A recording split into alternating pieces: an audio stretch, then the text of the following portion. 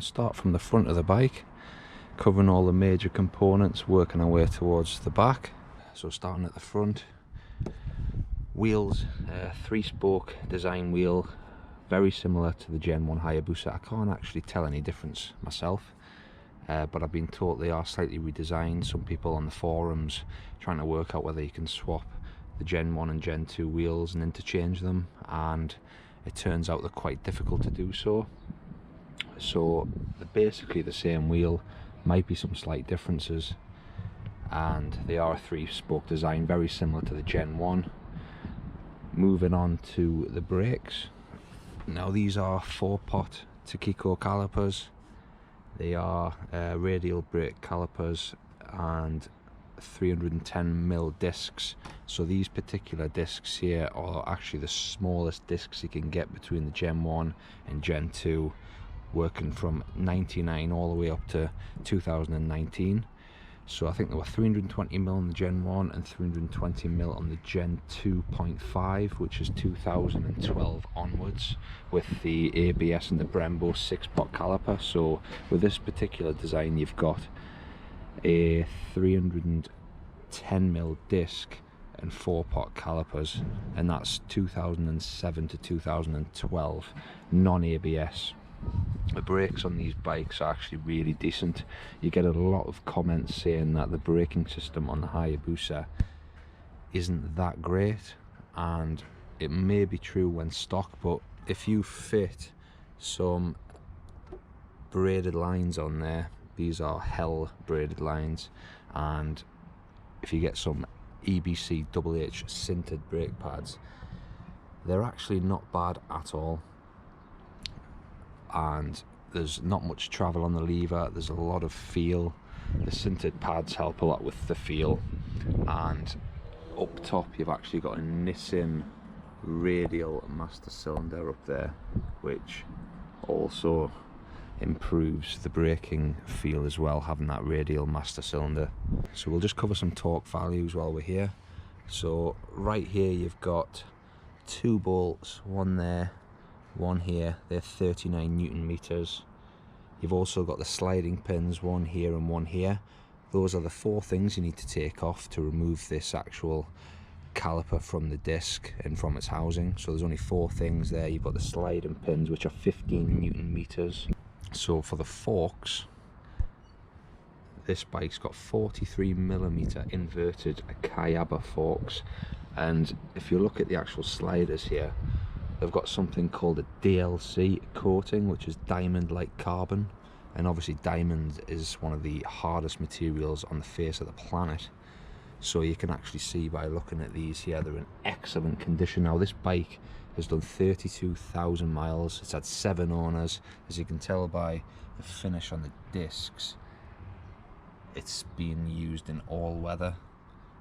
It's had a fairly hard life, but the actual sliders, the forks themselves, are in very good condition. I've actually had these rebuilt with new fork oil, new seals and stuff, so they look in particularly good condition just now, but even before then they were in very good condition. There was a bit of a leak, that's why I had the seals changed, which after 30,000 miles on any bike you can expect the seals to have perished and be leaking a little bit of fluid.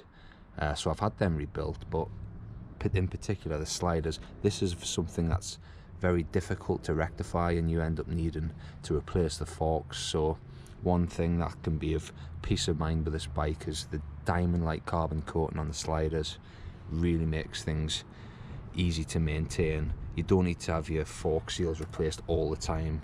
Once every 25,000 miles is more than enough with these particular bikes.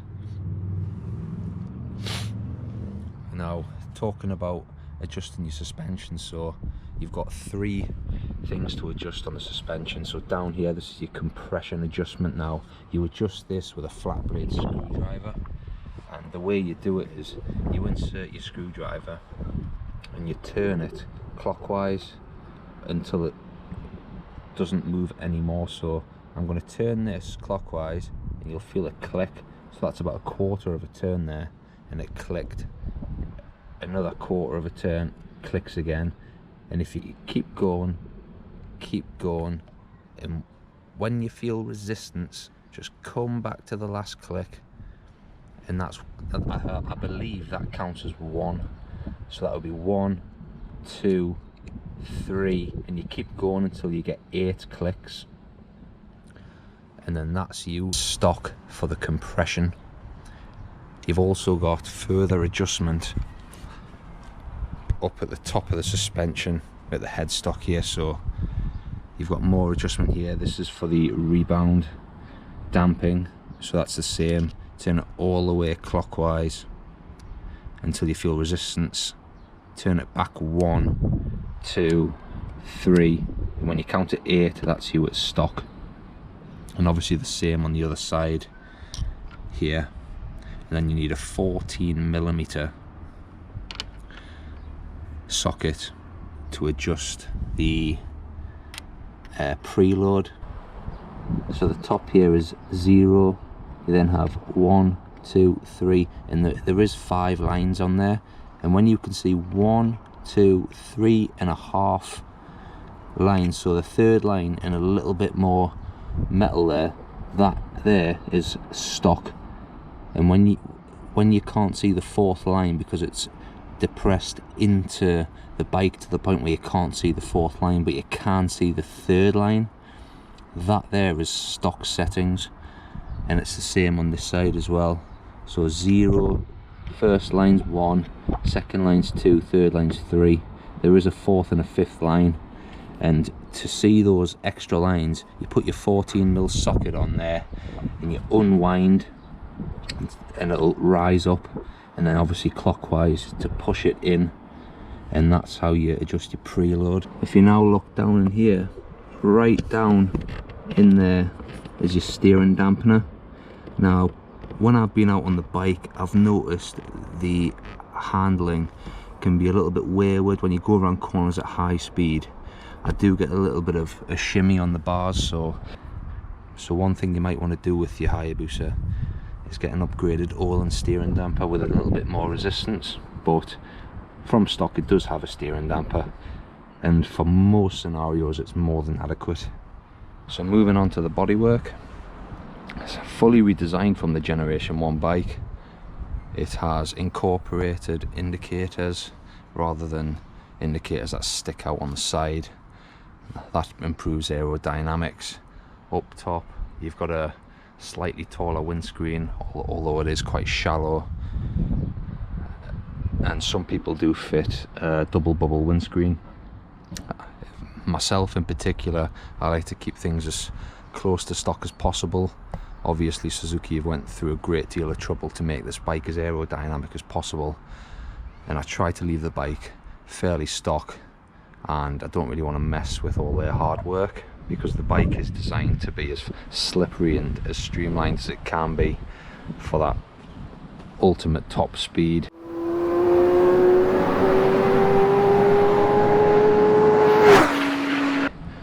I know the technology is fairly old now, it's a 14-year-old bike, but it has been designed in a wind tunnel, and putting a double bubble screen on there just upsets everything.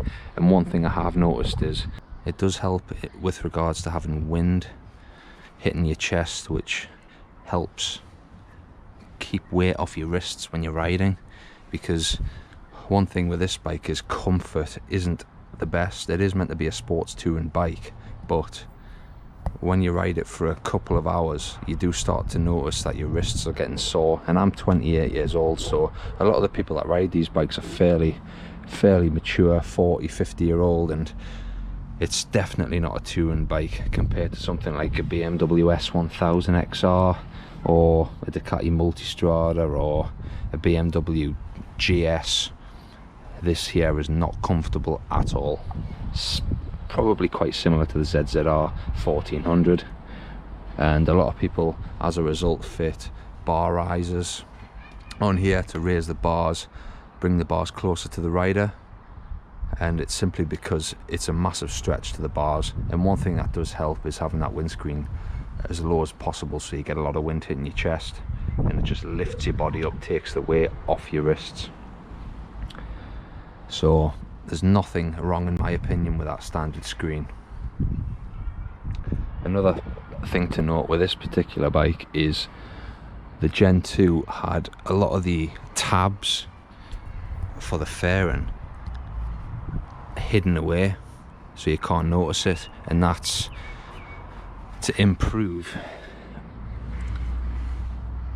the look of the bike for custom bodywork. So this bike was basically designed for the American market, where they go absolutely crazy with modifications on the bikes, and all the fasteners being hidden away where possible makes custom paintwork a lot easier.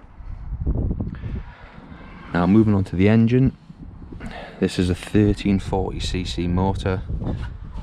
It's not any wider, so the actual pistons aren't any wider, it's just the stroke up and down in the combustion chamber was increased by 2 millimeters.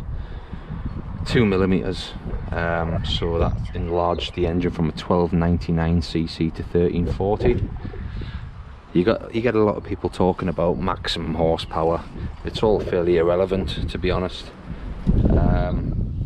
Whether it's crank or wheel horsepower, 190, 195, you hear a lot of differences, but all I can say is it's well over 185 horsepower. I don't know the exact figures.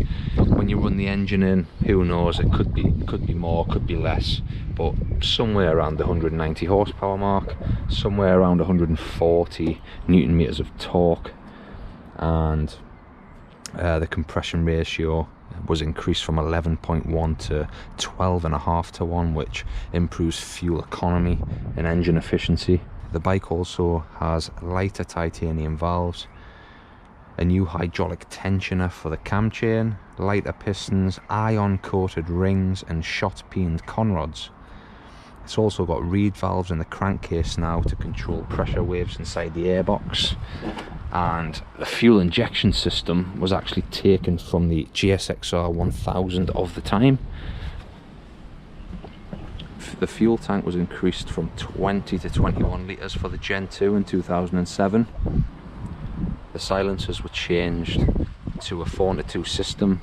They're quite a heavy setup, so you can remove them, put something like a Yoshimura or a Scorpion or an Akrapovic system on there, and you'll save yourself a fair amount of weight, but you won't bypass the ceramic cartridges in here. This is where the catalytic converters are. There's 2 in there, little ceramic cartridges, so you'll need a full system to fully bypass the cats, but you can put a slip-on on there. You'll save a lot of weight. You might get a little bit of a horsepower increase, but not much.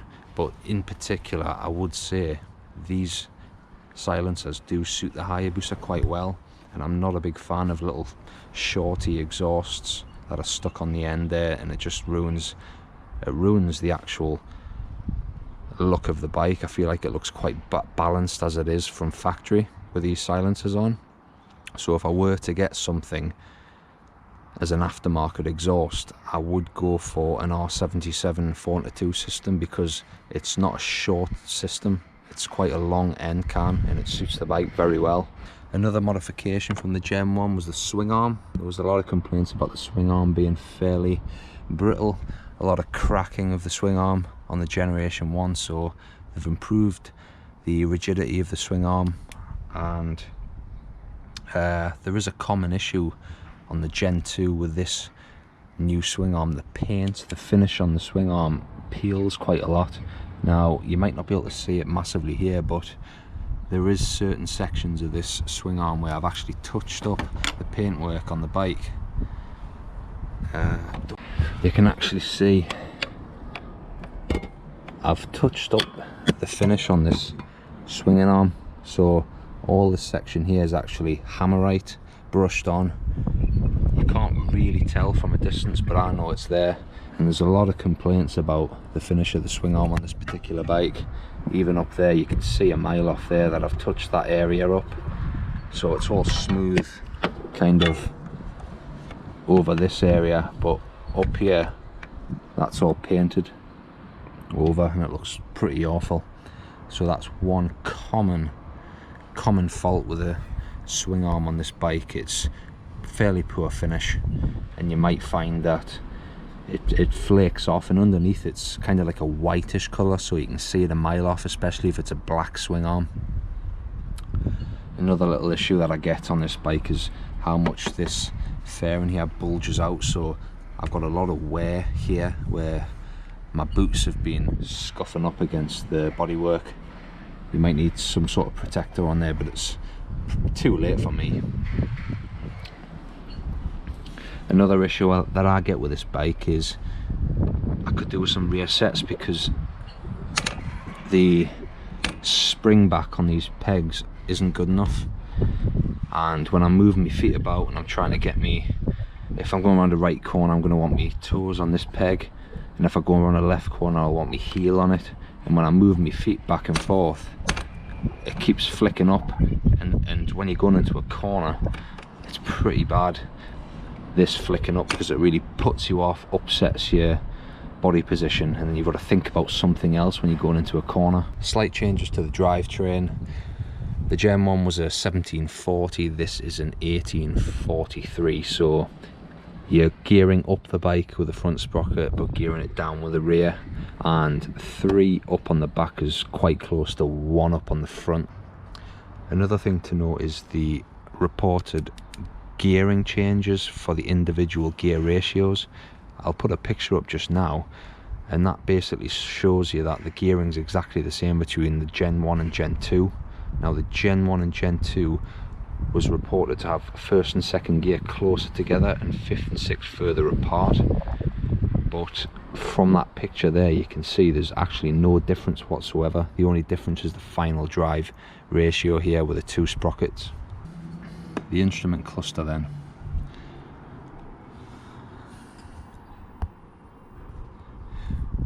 So this works in such a way where if you switch the ignition on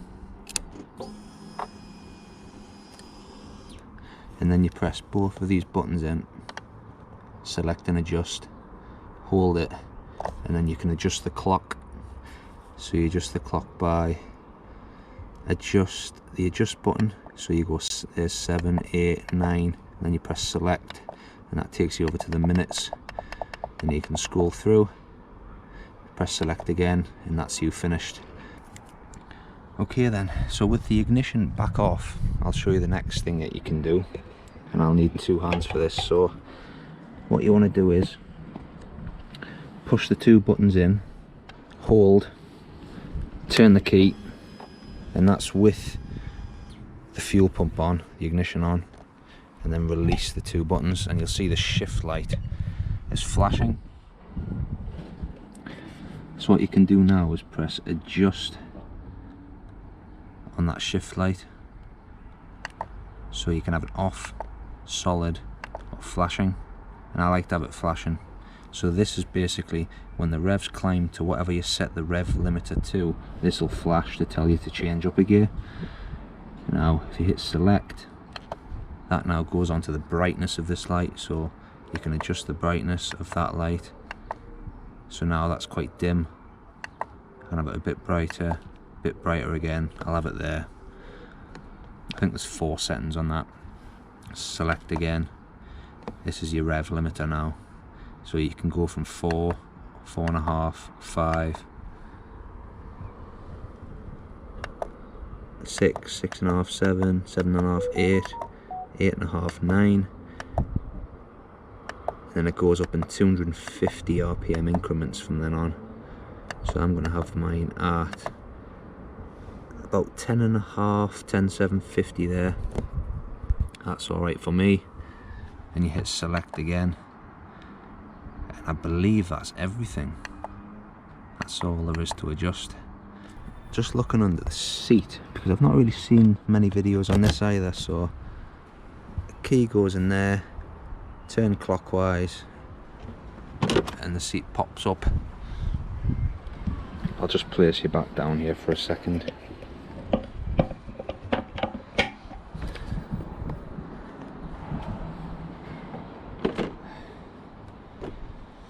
Plenty of room inside of here. I'll just carry some visor wipes. But inside here, now you can find pretty much anything in here if you buy a used bike. Now these drill holes aren't standard, but this is an Optimate lead that I keep in here. Just tuck that away in there. I've got some non-slip surface pads here for keeping things steady, and I've got another one in the back. Now I think this might be standard, I'm not sure, but there's little lugs here, so if you don't have these little bungee straps, you can put something in like a hair bobble, and you can actually mount audio recorder in the back of there. That's what I do, so I can capture the exhaust notes of the bike while I'm recording footage, so I don't get any wind noise from a GoPro. But in general, compared to most bikes, you can sort of see the depth of that there. You can fit quite a lot in, so I'll just pop this pack of wipes back in there, and you can see there's still plenty of room. This is an S21 Ultra, that's almost a 7-inch phone. That slides in absolutely fine as well. Absolutely stacks of storage compared to your typical 1000cc sports bike.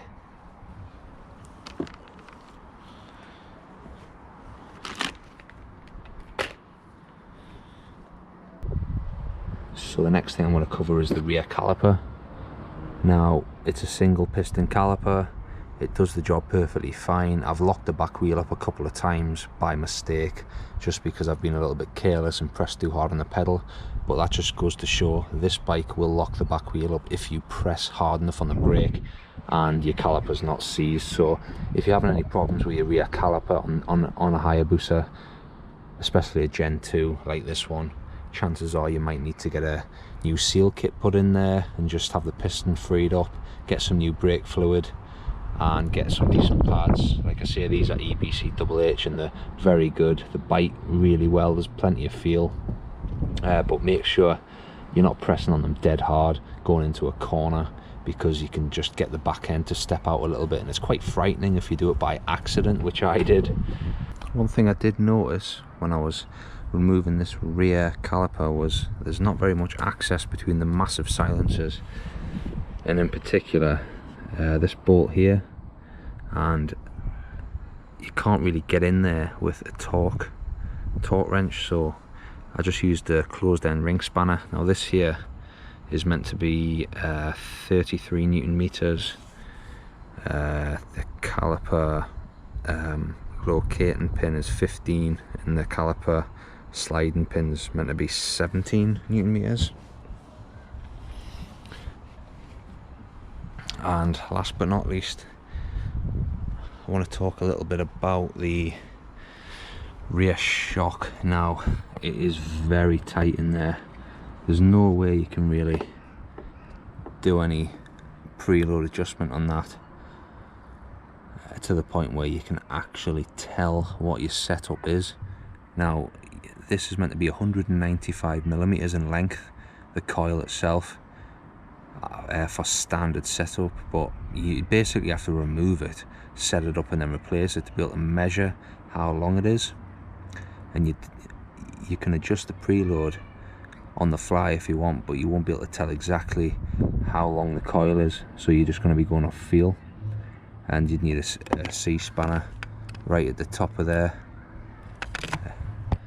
or you could probably just tap away with a flat blade screwdriver, as some people do. It's not recommended, but it is a common method for adjusting the preload.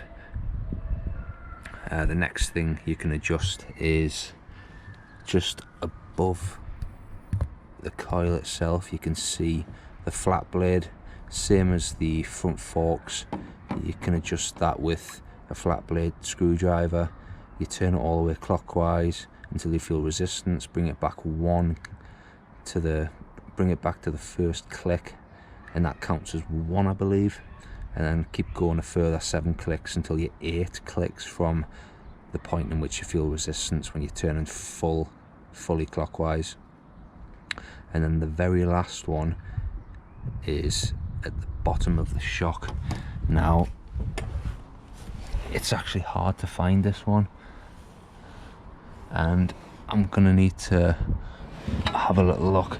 You can just see it, but it's really buried away in there, and mine was actually a C solid. Now it's just in there. It's actually so hard to see, especially when you're looking at the camera, but it's just up here, just there where my finger is. Get the torch back on there, see if you can see it. It's just up there where that light's shining now, almost inaccessible. And that there is the only one that's different from the rest, and it's 12 clicks from clockwise, fully clockwise. 12 clicks rather than 8.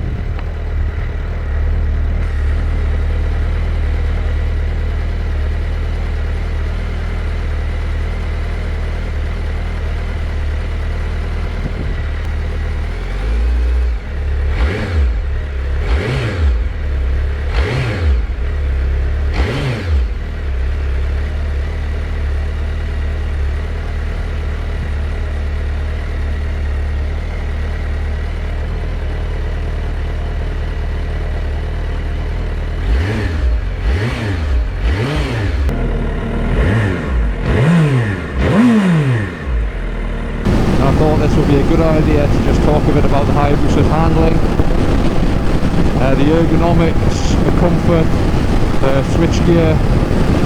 Just get in front of this car.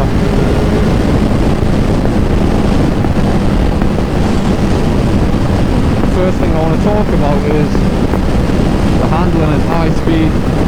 That's the only problem I have with this bike, and it might just be mine, but the steering damper is just a little bit too soft. When I go around the fast bend I can get a bit of a wobble. It might be the back shock as well. I'm thinking the back shock might need refurb.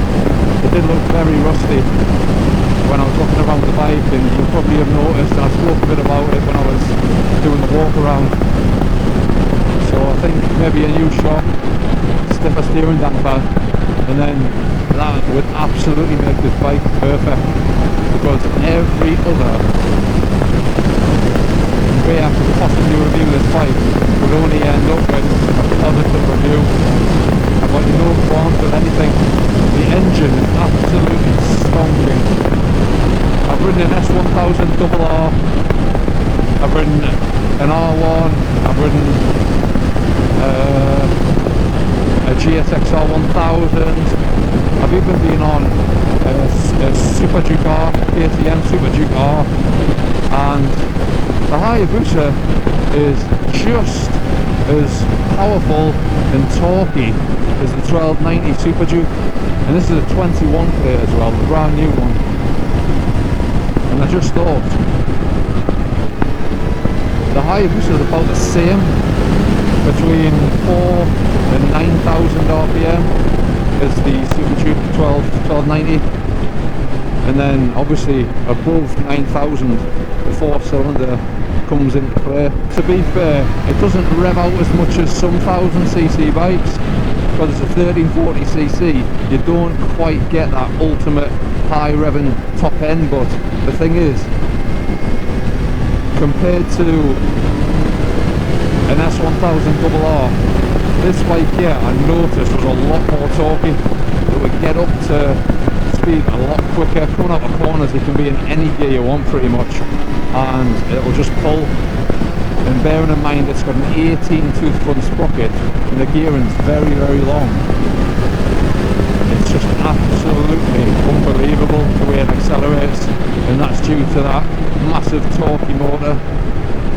And in comparison, the S2100R, the GSX-R1000s, R1s, not even close on bottom end. They felt like 600s.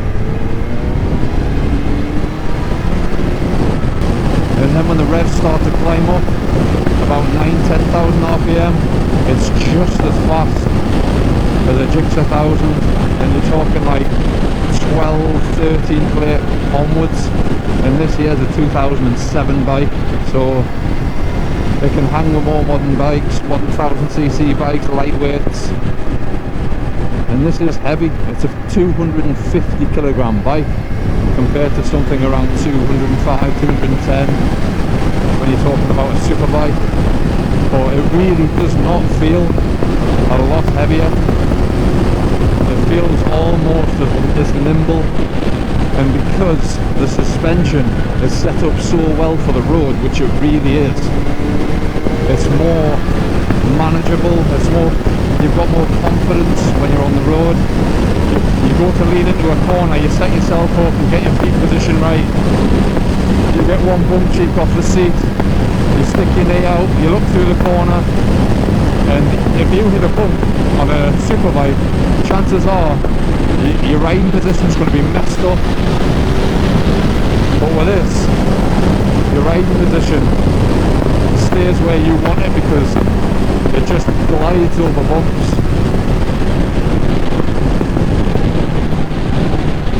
I actually had my dad ride this bike coming off his GSX-R1000. He said it was much easier to ride. He had much more confidence going into corners. And he was actually starting to explore more of the tyre. Like with this bike, I mean, I'm not an experienced rider at all, but even after 1 year I'm on the very edge of this tyre. and that's due to the fact that the bike is set up well. It's soft from stock as well. We're not talking about I've had the bike set up. The stock setup on this bike is excellent for the road. Fair enough, you could just go and unwind all the damping settings on your superbike, GSXR or whatever, and it might be better, but all I know is if you take a stock superbike and a stock Hayabusa, the confidence you have going into corners on the Hayabusa is so much more, and you can do it for longer as well, because having the soft suspension, and I'm not talking about wallowy, I'm just talking soft but sorted. One of the things is about having soft suspension is you can go faster for longer, because having that really stiff setup, you end up in a lot of pain very quickly. Whereas on this bike I can actually ride it. I've got a backpack on now and I feel absolutely fine. Fair enough, I'm in my 20s and a lot of people that ride these bikes are older, but it's much easier to ride this than 1000. The bars are a little bit higher, the pegs are a little bit lower. I've actually had my knee down on the left and the right side.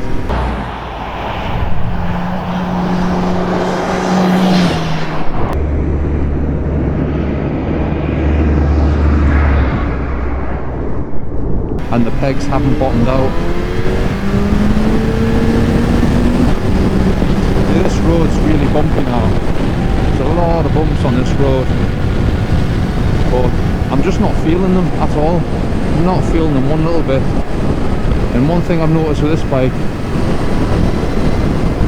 is the throttle. The throttle is so well weighted, you never accidentally wind it on, whereas some other bikes like the modern S21 XR, the Super Duke GT1290, you wind it on, get the front wheel to go right for a frisk, and then when you back off, you accidentally wind the throttle back on sometimes because it's so sensitive. Well, this is perfectly weighted.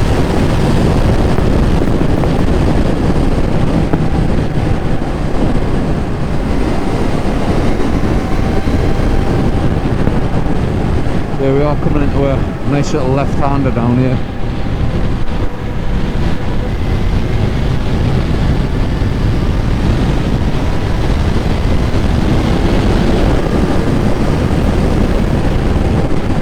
Just lovely, so smooth, so composed. People say you can't ride a Hayabusa fast. What an absolute load of rubbish.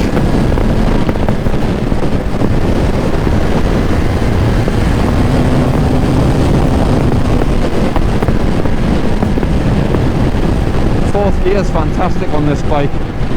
It's probably equivalent to fifth gear on most other bikes because the gearing's so long. You can do about 150 mile an hour in fourth, and even so it'll pull from 40 mile an hour quite quickly. Just trying to stick to these 20 mile an hour speed limits here, but I can see there's a TL up front, Suzuki TL1000S or R, I'm not sure. Lovely bikes, V-twins. In fact, that V-twin, the TLR in particular, back in the 90s, one of the best sounding bikes I've ever heard. So meaty. Try and get past here. What a fourth gear. 70, 80, 90, and that's it just starting to come into the power band.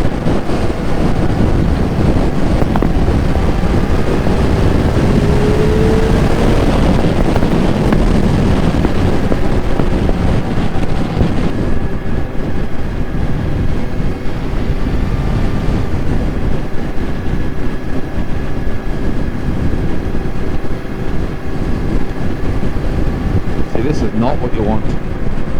Ford Focus in the way with a white reg plate on the back. Do you not know the white one goes on the front, pal? This guy up front here, he looks like he's stiff as a board. And that's because I think all the bikes from the 90s, they're much more focused.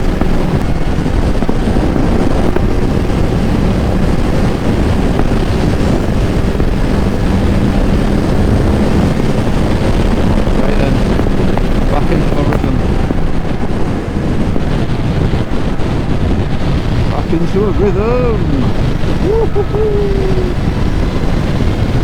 Absolutely no dramas. Took that bend at what, 90 mile an hour? Indicated.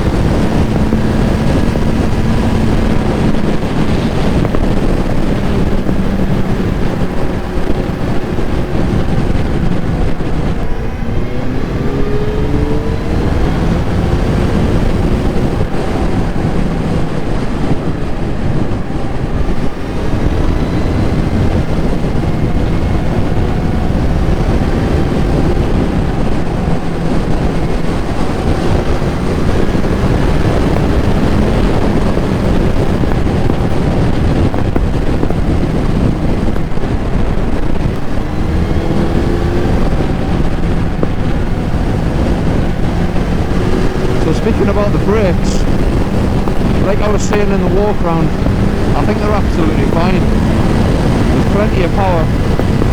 Often I find myself braking and I don't want to pull the lever any harder because I'm scared the wheel's going to lock up. And I never really feel like I need to use the back brake. I have had it rebuilt, but the front brake is more than adequate.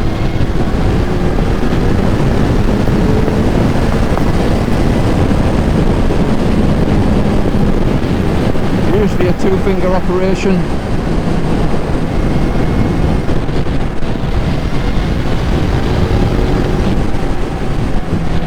Don't go near the back brake when you're going into a corner.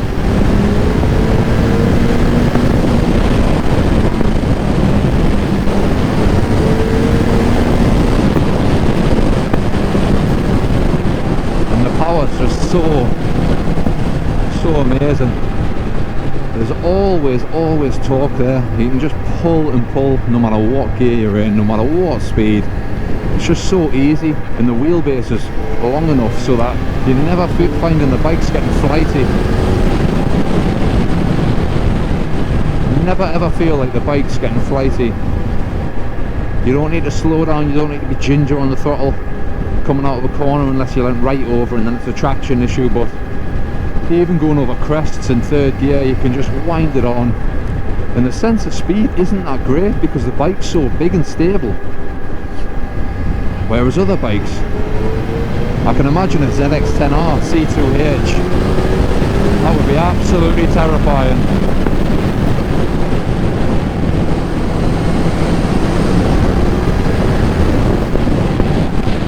Made it as far as Selkirk. We're just on the A689 now, about 10 miles to Jedburgh. Not a bad little road this, just the odd few little turns with hidden junctions. See that corner right there? I'd be like a bucking bronco on a stiff S1000 or a GSXR, but on this bike it just irons out all the bumps. Really nice.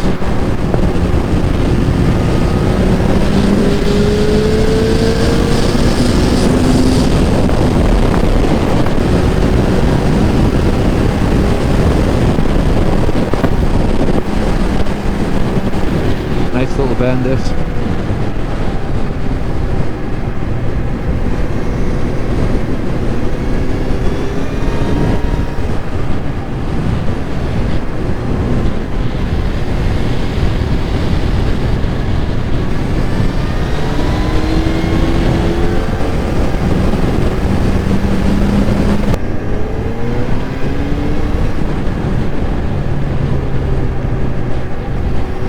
You only need the slightest of gaps.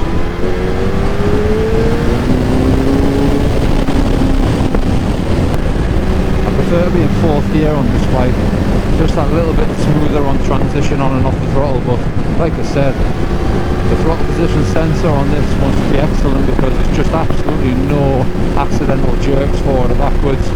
Probably something to do with the fact that the throttle handle itself is just nice and weighted. It's not like a little toy, plastic toy.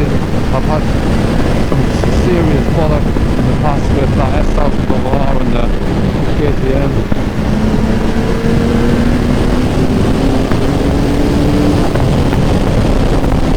I can really feel the rucksack on my back acting like a parachute, but you wouldn't think I'm actually wearing one because I'm very comfortable and the bike still accelerates like an absolute monster.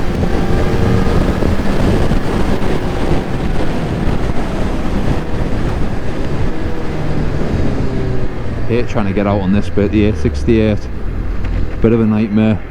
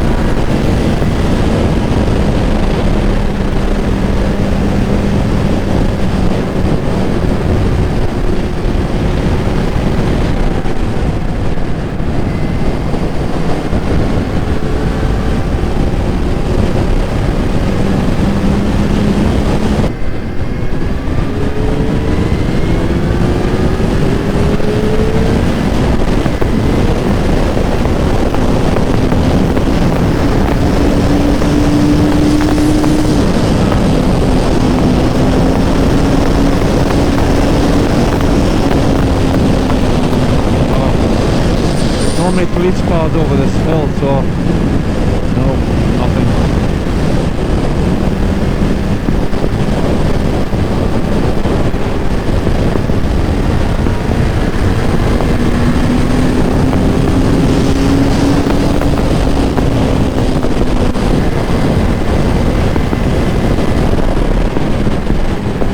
This is somewhere I can do a little top speed run, but it's really dangerous.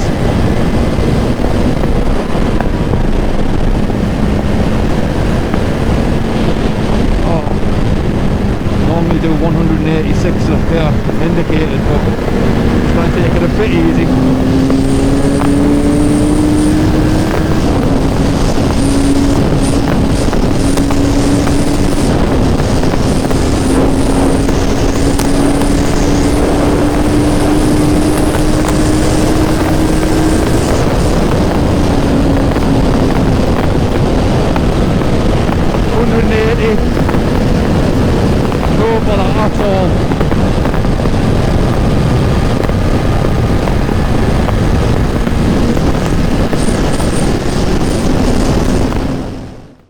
So there we have it, my review of the Gen 2 Hayabusa.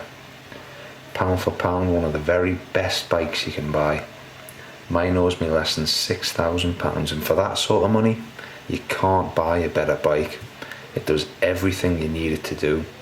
Plenty power, good handling, fair comfort, and it's got heaps of street cred. And to be honest, they're not going down in value at all these days. So if you like what you've seen today, give me a thumbs up, leave a comment, subscribe and hit the bell icon and click all. That way you'll be notified every time I make a new upload. Thanks for watching.